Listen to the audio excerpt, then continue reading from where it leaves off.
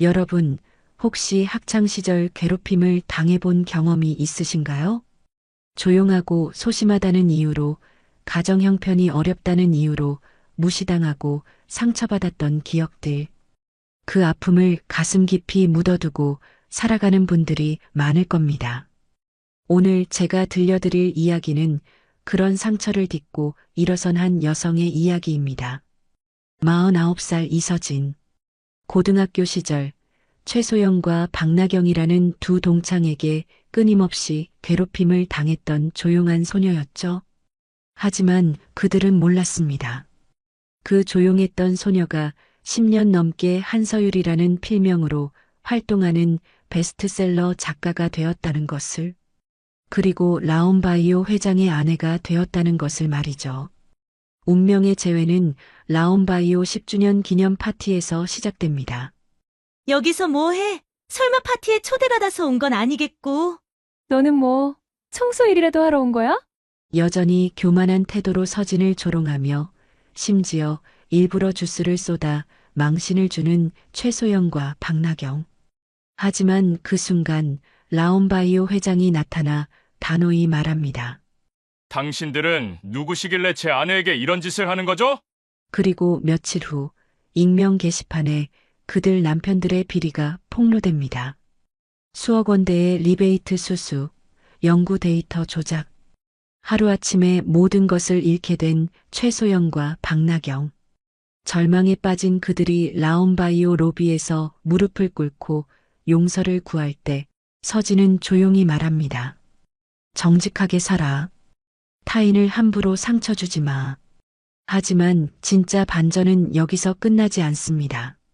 서진이 자신의 정체를 세상에 공개하기로 결심하면서 조용했던 그 소녀의 진짜 목소리가 울려 퍼지기 시작하는데, 과연 어떤 놀라운 일들이 펼쳐질까요? 조용한 사람의 목소리가 정말로 세상을 바꿀 수 있을까요?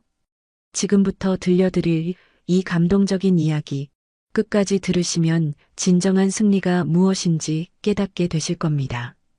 그 전에 잠깐 구독과 좋아요 눌러주시면 큰 힘이 됩니다. 영상 속 인물과 장소는 가명으로 재구성하였습니다.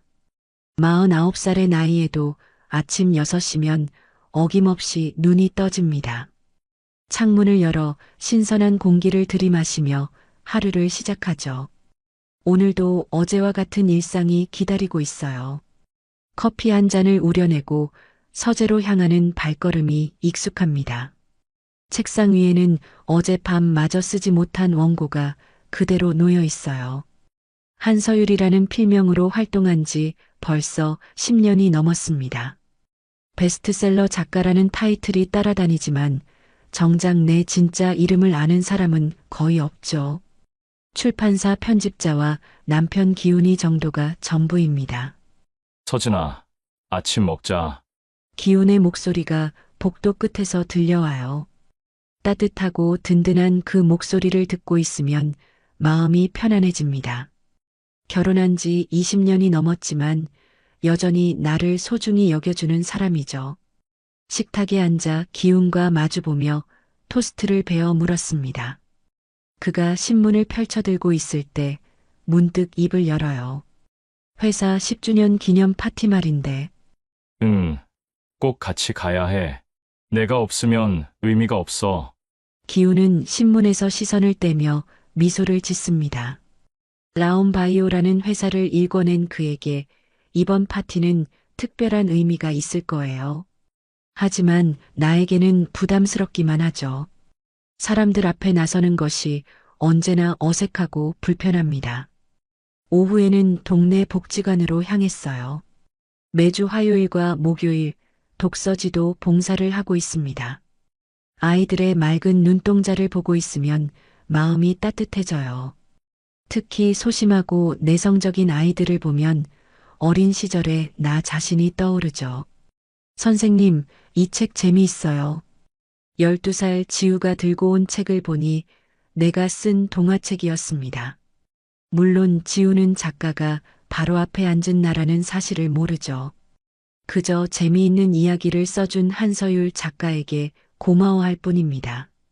집으로 돌아오는 길 편의점에서 라면을 사며 계산대 직원과 인사를 나눴어요. 이런 소소한 일상들이 나에게는 소중합니다. 화려하지 않지만 평온하고 안정적인 하루하루가 쌓여 지금의 내가 되었죠. 저녁 무렵 기훈이 퇴근하며 꽃다발을 들고 왔습니다. 먼 날도 아닌데 웬 꽃이야? 그냥 사고 싶어서. 우리 서진이 예쁘니까. 10살 연상인 기훈이지만 여전히 이런 깜짝 선물을 해주곤 해요. 꽃을 꽂으며 거울 속 내 모습을 바라봤습니다. 조용하고 평범해 보이는 여자. 하지만 그 안에는 아무도 모르는 이야기들이 가득 차 있죠. 밤이 되어 다시 원고 앞에 앉았습니다. 새로운 소설의 첫 문장을 고민하며 키보드를 두드려요. 조용한 일상 속에서도 내 마음은 언제나 글과 함께 살아 숨쉬고 있습니다. 며칠 후 드디어 파티 당일이 되었습니다. 아침부터 무엇을 입을지 고민하다가 결국 하얀색 정장을 선택했어요. 거울 앞에서 몇 번이나 옷매무새를 다듬으며 마음을 다잡았습니다. 라온바이오 10주년 기념 파티가 열리는 호텔 로비는 화려한 조명과 사람들로 가득했습니다. 하얀색 정장을 입고 기운의 팔짱을 낀 채 입구를 들어서는데 가슴이 두근거려요. 이런 자리는 여전히 익숙하지 않습니다. 긴장하지 마. 내가 옆에 있잖아. 기훈이 내 손을 꼭 잡으며 속삭였어요. 그의 따뜻한 손길이 조금이나마 마음을 진정시켜줍니다. 파티장 안으로 들어서자 여러 사람들이 기훈에게 인사를 건네왔죠. 회장님이라는 호칭이 따라다니지만 기훈은 언제나 겸손한 모습을 잃지 않아요. 음료수를 가지러 테이블로 향하던 그 순간이었습니다. 익숙한 목소리가 뒤에서 들려왔어요. 어머, 이서진 아니야? 돌아보니 최소영이 서 있었습니다. 고등학교 시절 나를 괴롭혔던 그 최소영이요. 28년이 지났지만 여전히 교만한 표정을 하고 있었죠. 옆에는 박나경도 함께 있었어요. 정말 서진이네? 세상 참 좁다. 박나경이 가까이 다가오며 위아래로 나를 훑어봤습니다. 그 시선이 불편해서 몸이 움츠러들어요. 어린 시절의 기억들이 물밀듯이 밀려왔죠. 여기서 뭐해? 설마 파티에 초대받아서 온 건 아니겠고. 최소영의 말투는 예전과 똑같았습니다. 사람을 깔보는 듯한 그 어조가 변하지 않았어요. 나는 아무 말도 하지 못하고 서 있을 뿐이었죠. 우리 남편들이 라온바이오랑 일해서 온 거야? 너는 뭐 청소 일이라도 하러 온 거야? 박나경이 킥킥거리며 웃었어요. 그 순간 손이 떨리기 시작했습니다. 28년이 지났는데도 여전히 이들 앞에서는 위축되는 자신이 한심했죠. 아, 맞다. 내가 좋아할 만한 거 준비했어. 최소영이 갑자기 오렌지 주스를 들고 와서는 내 앞에 쏟아버렸습니다. 하얀 정장에 주황색 얼룩이 번져나갔어요. 주변 사람들의 시선이 일제히 나에게 집중되었죠. 어머, 미안해. 실수했네. 가짜 미안함이 담긴 최소영의 목소리가 귓가에 맴돌았어요. 박나경은 손으로 입을 가리며 웃음을 참지 못했습니다. 마치 고등학교 시절로 돌아간 것 같았죠. 그때 기훈이 나타났어요. 무슨 일이야? 기훈의 목소리가 평소보다 차갑게 들렸습니다. 상황을 파악한 그의 표정이 굳어졌어요. 실수로 주스를 쏟았다고 하네요. 내가 작은 목소리로 말했습니다. 하지만 기훈의 눈은 이미 모든 것을 알고 있었죠. 실수라고 하기에는 너무 의도적으로 보이는데요. 기훈이 최소영과 박나경을 번갈아 보며 말했어요. 그의 단호한 목소리에 두 사람의 표정이 굳어졌습니다. 당신들은 누구시길래 제 아내에게 이런 짓을 하는 거죠? 아, 안 해요? 최소영이 당황하며 더듬거렸어요. 설마 내가 라온바이오 회장의 아내일 거라고는 생각하지 못했겠죠. 파티장은 순식간에 정적에 휩싸였습니다. 기훈의 위험 있는 모습과 최소영, 박나경의 당황한 표정이 대조를 이뤘어요. 과거의 유령들이 현재로 침입한 순간이었습니다. 주변 사람들이 웅성거리기 시작했고 최소영과 박나경은 창피함을 견디지 못하고 황급히 파티장을 빠져나갔어요. 기우는 나를 다른 곳으로 데려가며 다정하게 위로해 주었지만 마음 한편으로는 씁쓸함이 가시지 않았습니다. 그렇게 파티는 어색한 분위기 속에서 마무리되었어요. 파티가 끝난 후 며칠 동안 마음이 편치 않았습니다. 최소영과 박나경을 다시 만난 충격이 쉽게 가시지 않았어요. 서재에 앉아 원고를 쓰려 해도 집중이 되지 않았죠. 과거의 상처가 다시 아물기 시작한 상처를 건드린 것 같았습니다. 기우는 그날 이후로 더욱 다정하게 나를 챙겨주었어요. 아침마다 따뜻한 차를 끓여주고 저녁에는 함께 산책을 나가자고 했습니다. 괜찮아? 아직도 그때 일 때문에 힘들어하는 것 같은데. 괜찮다고 했잖아. 그냥 오래된 기억이 떠올라서 그래. 사실 괜찮지 않았어요. 하지만 기훈에게 더 이상 걱정을 끼치고 싶지 않았습니다. 목요일 아침 기훈이 평소보다 일찍 회사로 나갔어요. 중요한 회의가 있다고 했었죠. 나는 여느 때처럼 복지관 봉사를 마치고 집으로 돌아왔습니다.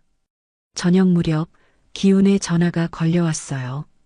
서진아, 오늘은 좀 늦을 것 같아. 회사에 급한 일이 생겼어. 무슨 일인데? 내부 감사 때문에 바빠. 자세한 건 집에 가서 이야기할게. 기훈의 목소리가 평소보다 무거웠습니다. 뭔가 심각한 일이 벌어진 것 같았어요. 밤 10시가 넘어서야 기훈이 집에 돌아왔어요. 얼굴이 많이 피곤해 보였습니다. 무슨 일이야? 얼굴이 안 좋아 보여. 거실 소파에 앉은 기훈이 깊게 한숨을 쉬었어요. 익명 게시판에 우리 회사 내부 비리 제보가 올라왔어. 연구소 부장 정우식이랑 협력업체 담당자 유정민이 리베이트를 받았다는 내용이었어. 정우식과 유정민. 그 이름들이 낯익었어요. 파티에서 최소영과 박나경이 자신들의 남편이라고 소개했던 사람들이었죠. 그래서 어떻게 됐어? 일단 내부 감사팀을 꾸려서 조사에 들어갔어.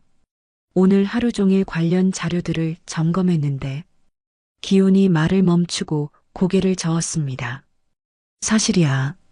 전부 다 사실이었어.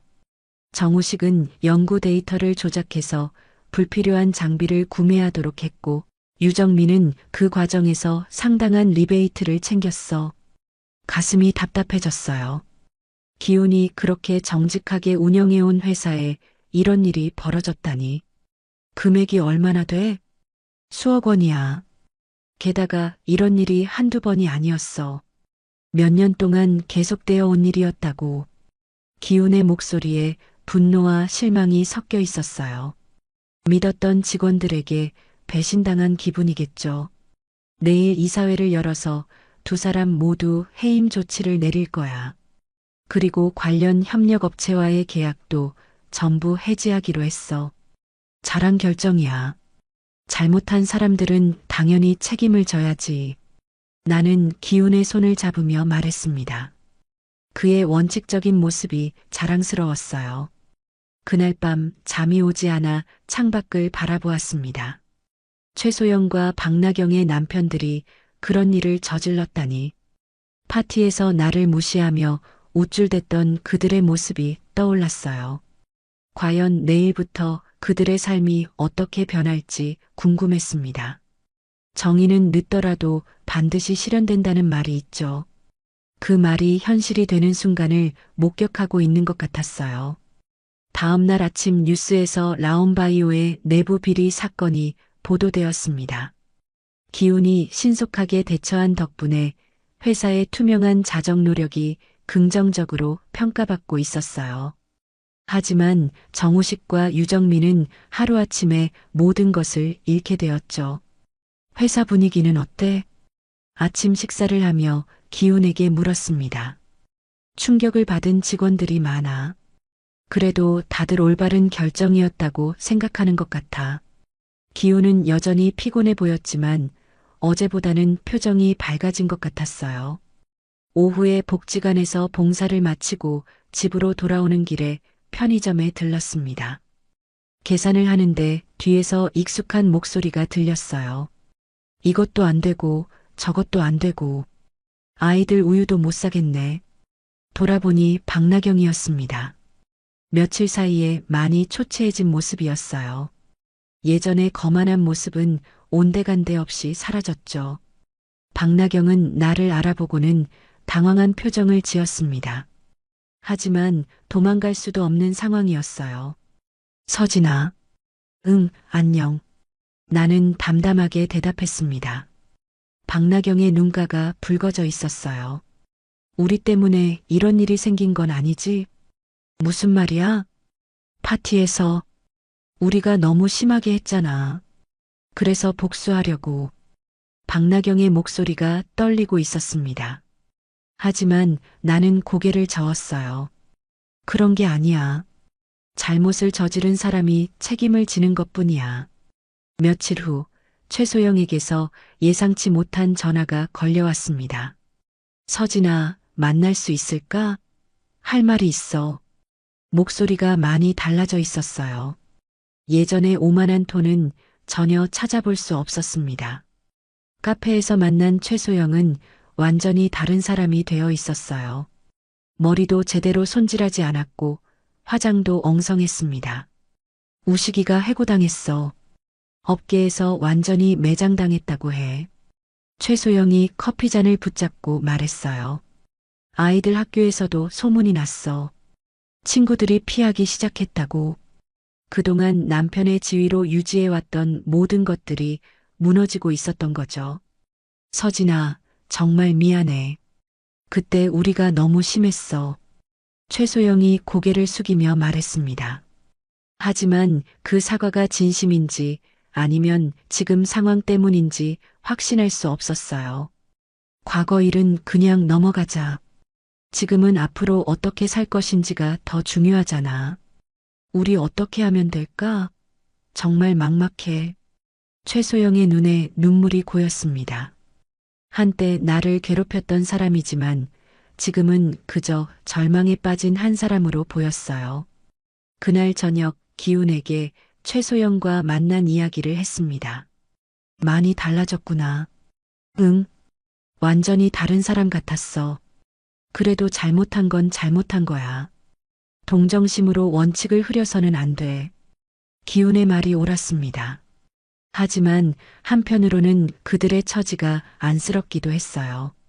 며칠 후 나는 중요한 결심을 했습니다. 그동안 숨겨왔던 정체를 드러낼 때가 온 것 같았어요. 한서율이라는 필명 뒤에 숨어있던 진짜 이서진을 세상에 보여주기로 한 거죠. 출판사에 전화를 걸어 공식 출판 기념회 개최를 요청했습니다. 이제는 조용히 숨어 지낼 때가 아니라고 생각했어요. 출판 기념회 준비는 생각보다 복잡했습니다. 10년 넘게 필명으로만 활동하다가 갑자기 실명을 공개하는 것이니까요. 출판사 편집장도 처음에는 당황했어요. 정말 괜찮으시겠어요? 한번 공개하면 되돌릴 수 없는데. 네, 결심했어요. 이제는 숨지 않을 거예요. 기념회 장소는 시내 유명한 문화센터로 정했습니다. 신간 그때 그 자리에 두고 온 것은 추억이 아니었습니다. 출간과 함께 작가. 정체 공개라는 두 가지 화제로 많은 사람들이 관심을 보였어요. 기훈은 내 결정을 전폭적으로 지지해 주었습니다. 드디어 우리 서진이의 진짜 모습을 사람들이 알게 되는구나. 떨려. 이렇게 많은 사람 앞에 서는 건 처음이야. 괜찮아. 내가 쓴 글들이 얼마나 많은 사람들에게 위로가 되었는지 알고 있잖아. 출판 기념회 당일 문화센터 강당은 300명의 관객들로 가득 찼습니다. 독자들뿐만 아니라 언론사 기자들도 많이 왔어요. 라온바이오 직원들도 상당수 참석했죠. 무대 뒤에서 기다리며 가슴이 두근거렸습니다. 손에 땀이 날 정도로 긴장되었어요. 이서진 작가님, 준비되셨나요? 사회자가 다가와서 물었습니다. 나는 깊게 숨을 들이마시고 고개를 끄덕였어요. 안녕하세요. 오늘 이 자리에서 처음으로 여러분께 인사드리게 된 작가 이서진입니다. 무대에 올라 마이크 앞에 서자 조명이 눈부셨어요. 하지만 관객들의 따뜻한 박수 소리가 긴장을 풀어주었습니다.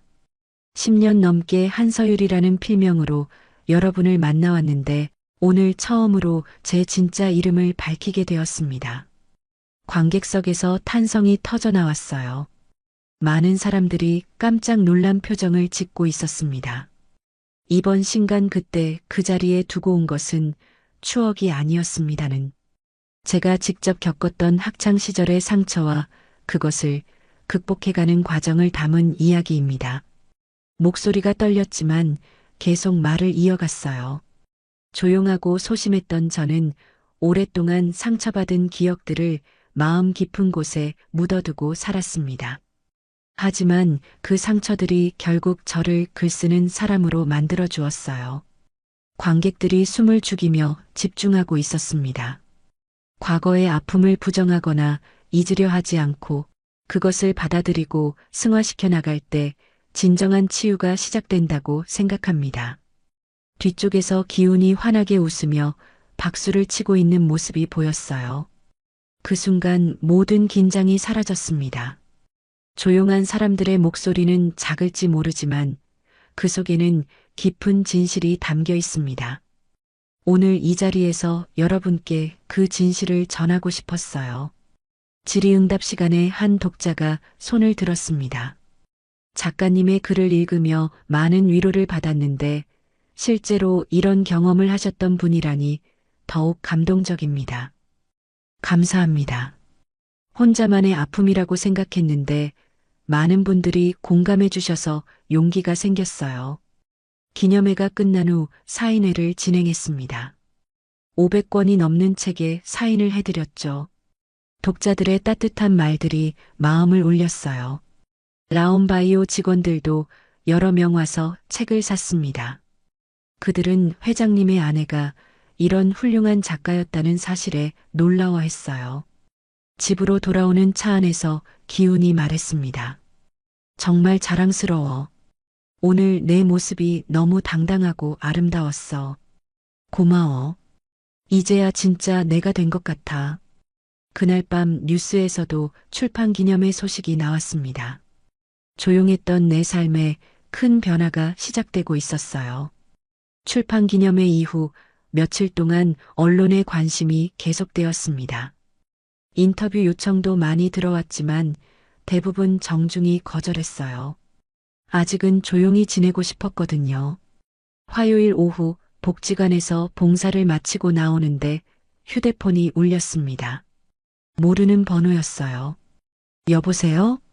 서진아, 나 소영이야. 최소영의 목소리였습니다. 며칠 전보다 더 초췌해진 것 같았어요. 응, 무슨 일이야? 만날 수 있을까? 나경이랑 같이. 꼭 할 말이 있어. 목소리에 절박함이 묻어났습니다. 뭔가 심각한 일이 생긴 것 같았어요. 언제, 어디서? 지금 당장 라온바이오 로비에서 기다리고 있어. 제발. 전화가 끊어졌습니다. 급히 택시를 타고 라온바이오로 향했어요. 무슨 일인지 궁금하면서도 한편으로는 불안했습니다. 회사 로비에 도착하니 최소영과 박나경이 구석진 곳에 앉아 있었어요. 두 사람 모두 며칠 사이에 훨씬 말라 보였습니다. 특히 박나경은 눈이 많이 부어 있었어요. 왔구나. 가까이 다가가자 최소영이 일어났습니다. 그런데 갑자기 무릎을 꿇고 바닥에 앉았어요. 서진아, 정말 미안해. 박나경도 따라서 무릎을 꿇었습니다. 로비에 있던 사람들의 시선이 일제히 우리 쪽으로 향했어요. 야, 일어나. 사람들이 다 봐. 당황해서 얼른 일으키려 했지만 두 사람은 꿈쩍도 하지 않았습니다. 안 일어날 거야. 용서받을 때까지. 최소영의 목소리가 떨리고 있었어요. 고등학교 때부터 지금까지 우리가 너한테 얼마나 못됐는지 알아. 정말 인간 쓰레기 같았어. 박나경이 흐느끼며 말했습니다. 특히 파티에서 주스 쏟은 거 일부러 한 거 맞아. 우리가 정말 나쁜 년들이었어. 주변 사람들이 점점 많이 몰려들었어요. 회사 직원들도 무슨 일인지 궁금해하며 지켜보고 있었습니다. 그만해. 여기서 이러지 마. 안 돼. 이제라도 제대로 사과하고 싶어. 최소영이 고개를 들어 나를 바라봤어요. 눈물과 콧물로 얼굴이 엉망이었습니다. 우리 남편들 일은 정말 우리가 잘못한 거야. 당연히 벌 받아야 해. 하지만 우리 아이들까지 피해를 받게 된 걸 생각하면 박나경이 말을 잇지 못하고 울음을 터뜨렸어요. 나는 깊게 숨을 들이마셨습니다. 이들의 절망적인 모습을 보니 복잡한 감정이 들었어요. 일어나. 단호하게 말하자 두 사람이 고개를 들었습니다. 사과는 받을게. 하지만 조건이 있어. 뭐든지 할게. 최소영이 간절한 표정으로 말했어요. 앞으로 정직하게 살아. 남을 함부로 무시하거나 상처 주는 일 절대 하지 마. 그럴게. 꼭 그럴게. 그리고 이건 확실히 해둘게. 남편들 일에는 내가 전혀 개입하지 않았어. 그건 순전히 그들이 저지른 잘못의 결과야. 두 사람이 고개를 끄덕였습니다. 하지만 개인적으로는 용서할게. 우리도 이제 40 넘은 나이인데 언제까지 과거에 얽매여 살 수는 없잖아. 최소영과 박나경이 안도의 한숨을 내쉬었어요. 고마워. 정말 고마워. 대신 진짜로 달라져야 해. 입으로만 하는 사과는 의미 없어. 그 순간 엘리베이터에서 기운이 내려왔습니다. 상황을 파악한 그가 우리 쪽으로 다가왔어요. 무슨 일이야? 괜찮아요. 다 해결됐어요. 최소영과 박나경이 일어나서 기훈에게도 고개를 숙여 인사했습니다. 회장님, 죄송합니다. 기훈은 무표정한 얼굴로 그들을 바라봤어요. 개인적인 사과는 제 아내가 받아주셨으니 됐습니다. 하지만 회사 일은 별개입니다.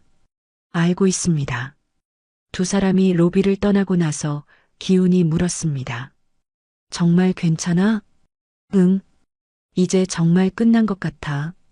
과거의 상처가 마침내 아물기 시작하는 느낌이었어요. 최소영과 박나경의 사과를 받은 후 몇 주가 지났습니다. 마음이 한결 가벼워졌어요. 오랫동안 짓눌러왔던 과거의 무게가 드디어 사라진 것 같았습니다. 출판 기념회 이후 책 판매량이 크게 늘었어요. 독자들의 반응도 뜨거웠습니다. 특히 학창시절 따돌림을 당했던 경험이 있는 분들이 많은 공감을 표해 주셨죠. 서진아, 좋은 소식이 있어. 어느 날 저녁 기훈이 환한 얼굴로 집에 들어왔습니다. 무슨 소식인데? 내 책이 올해 우수도서로 선정됐어. 그리고 한 재단에서 청소년 권장도서로 추천하기로 했다고 해. 정말 기쁜 소식이었어요. 내 이야기가 더 많은 사람들에게 전해질 수 있다는 뜻이었거든요. 그날 밤 나는 중요한 결정을 했습니다. 그동안 벌어들인 인쇄 수익으로 장학재단을 만들기로 한 거예요. 한서율 장학재단이라고 이름 지을까 해. 좋은 생각이야. 어떤 학생들을 도울 생각이야? 가정 형편이 어려운데도 공부를 포기하지 않는 아이들. 특히 혼자서도 꿋꿋하게 버텨내는 조용한 아이들을 도와주고 싶어. 기훈이 내 손을 잡으며 미소를 지었습니다. 역시 우리 서진이다운 생각이야. 장학재단 설립 준비는 생각보다 복잡했어요.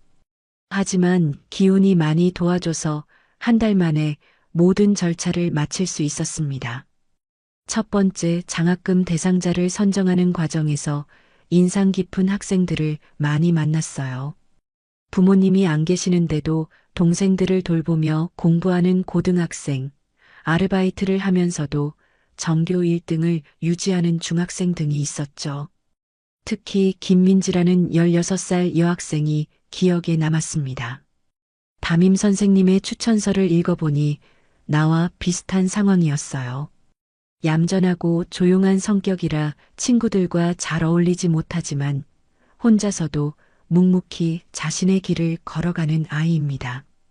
면접에서 만난 민지는 정말 어린 시절에 나와 닮아 있었어요. 말수는 적었지만 눈빛이 맑고 의지가 강해 보였습니다. 앞으로 뭐가 되고 싶어? 작가요. 사람들에게 위로가 되는 글을 쓰고 싶어요. 그 순간 가슴이 뭉클했습니다. 예전에 내가 그런 꿈을 꾸었던 것처럼요. 한편 라온바이오에서도 변화가 일어나고 있었어요. 기훈이 윤리 강령을 더욱 강화하고 투명 경영을 위한 시스템을 도입했습니다. 이번 일을 계기로 회사가 더 건전해진 것 같아. 그래야지. 정직하지 않으면 결국 무너지게 되어 있어. 기훈의 원칙적인 경영 철학이 직원들에게도 좋은 영향을 미치고 있었어요. 두 번째 소설 집필도 시작했습니다. 제목은 조용한 사람들의 큰 목소리로 정했어요. 이번에는 나처럼 조용하지만 각자의 자리에서 묵묵히 자신의 역할을 해내는 사람들의 이야기를 쓰려고 했습니다. 복지관에서 만나는 아이들, 동네 편의점 직원, 청소하시는 아주머니들까지 모두가 소중한 이야기를 가지고 있었어요. 선생님, 새 책은 언제 나와요? 복지관에서 만나는 지우가 물었습니다. 곧 나올 거야. 이번엔 더 재미있는 이야기로 쓸게. 와, 기대돼요. 아이들의 순수한 반응을 보면서 더욱 열심히 써야겠다는 생각이 들었어요. 어느 날 최소영에게서 문자가 왔습니다. 서진아, 고마워.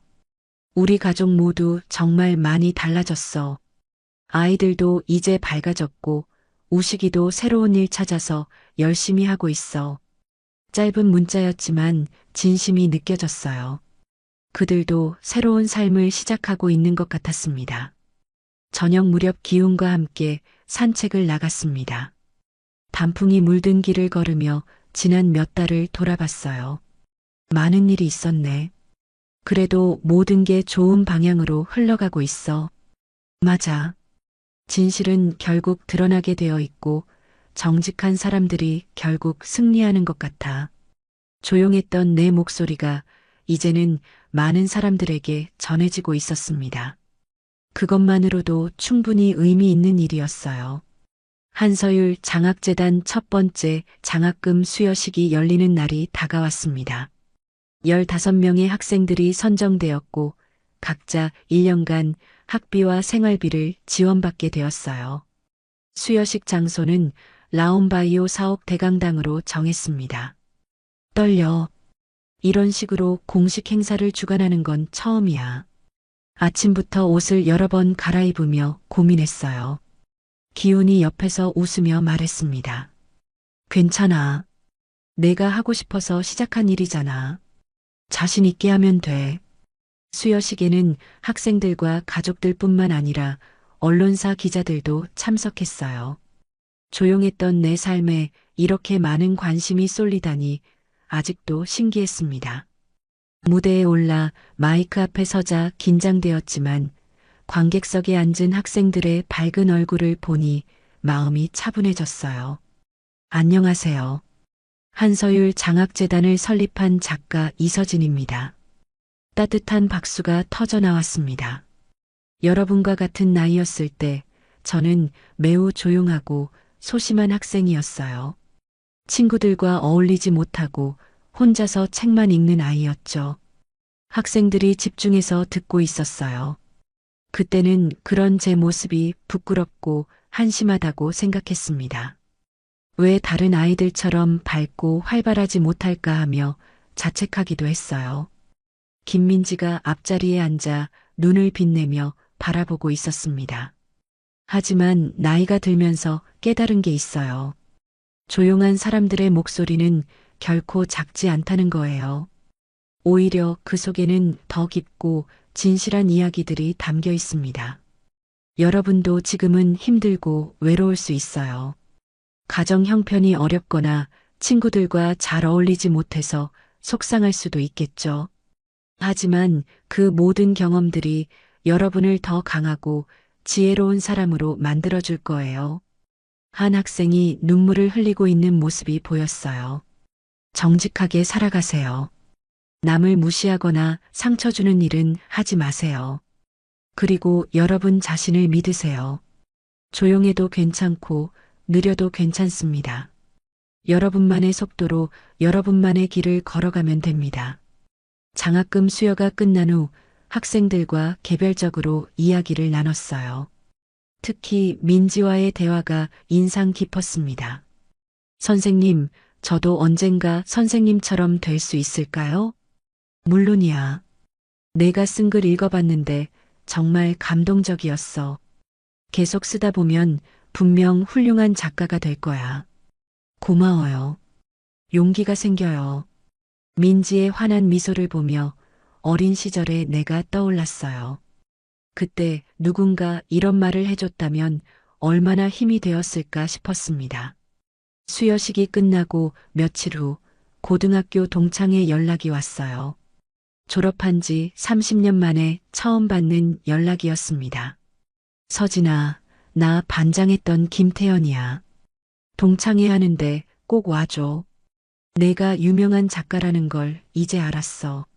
망설였지만 결국 참석하기로 했어요. 이제는 과거를 피하지 않을 자신이 있었거든요. 동창회 장소는 학교 근처 식당이었습니다. 오랜만에 보는 동창들의 모습이 낯설면서도 반가웠어요.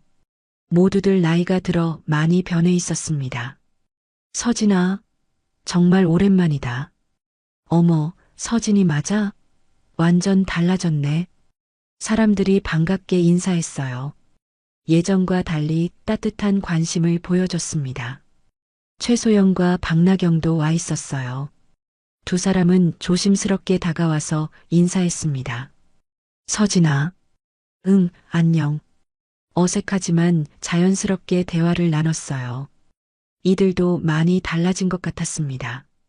동창회가 끝나고 혼자 학교를 둘러봤어요.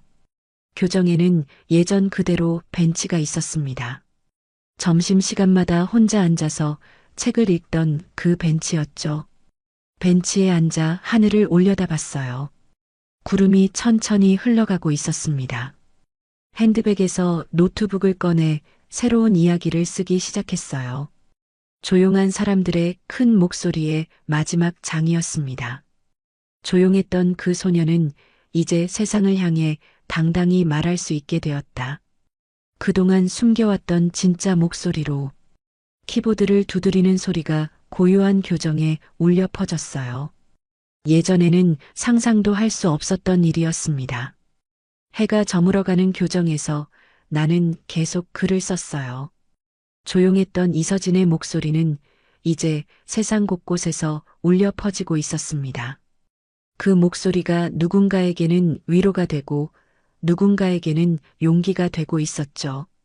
과거의 상처는 이제 더 이상 나를 올가매지 않았어요.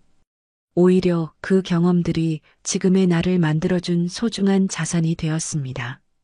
조용한 사람의 목소리는 결코 작지 않다는 것을 이제 확실히 알게 되었어요.